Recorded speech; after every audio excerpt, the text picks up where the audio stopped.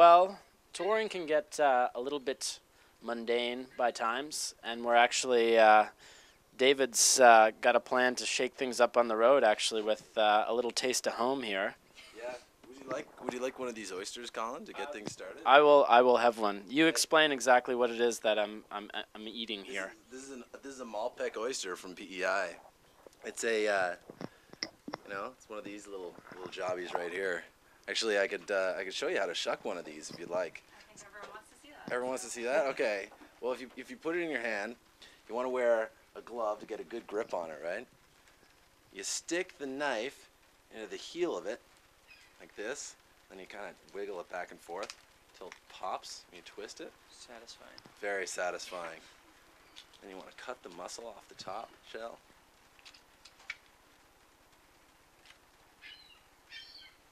And then put it in your handy waste disposal. Ah, smells delightful. This one's kind of gross looking on the inside, but just happens to be that way. But does it ever smell good? And yeah, you cut the muscle off the bottom shell with your nice little cup there, and then How do you eat it? you just Slurp her down. slurp her down. Well, yeah, chew it. I was really hoping that was going to be a nasty one. Really? Yeah. No, I smelled it. It smelled amazing. No, I know. It looked kind of gross though. Yeah, but I think the water in it was sort of brown. It must have been in a dirty part of the water. It must have been a muddy day when they took it out. must have been. But you Yeah. know, just extra flavor Extra flavor. from the island. That one was really sweet. Yeah. Still very salty though. Cool. It's really good. The reason we brought oysters was it was probably a year ago we were touring, and I don't know, Dave on a whim just brought a box of oysters on this tour, and he ended up shucking it for the fans and some of the bands we were playing with during this tour, and it turned out to be a really great way of shaking things up on the road. It's like when you're talking to people, before a show, if it's another band, all you really know about them is the music. So it's a nice sort of icebreaker. You end up talking about it. And it's really funny when someone hasn't had an oyster before, the kind of fear in their eyes and the conversation, the questions that they have. So would you like to have an oyster? What do you think? I think you have no choice. Oh, we have you on the spot. Got a little hot sauce here too. If you're interested. Okay, Right. let's Oh, see. this one actually, Spice on this that. one looks amazing. Oh yeah, a little hot sauce will probably take Just- the edge just a off little for bit. you. That's Just good, a that's little, good. yeah. You don't want to overdo it. Now, when shucking an oyster, you want to make sure you clear it of any shell debris. Now, the underside of the oyster is still kind of dirty, so you don't want to put your tongue up on that. That came right out of the ocean floor. Yeah. So. Not that that's gonna hurt you if you eat it. No. It's just mud. Good Yeah, clean exactly. mud. Yeah. It's like putting your tongue on dirt, Yeah.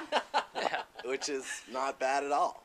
No. Yeah. It can be enjoyable under the right circumstances. Yeah, I think I'm allergic. So. You're not allergic. No shellfish Continue. allergy. Okay, Just right. The insurance company over here is asking you some questions. Yeah. Ooh, you have a shellfish allergy. Yeah. So just basically, slurp it in your mouth and chew it up. I have to chew it. You You don't don't have have to. to. No, you can Oh, swallow. no. I think you're gonna need water. So Really? I don't know. It's not, Oh, man. No, as it bad as tastes you really think. nice. It's just nice, salty, fresh. There you go. Did we put too much hot sauce on? Hey. Yeah. All right. I love the fear in your eyes. Yeah.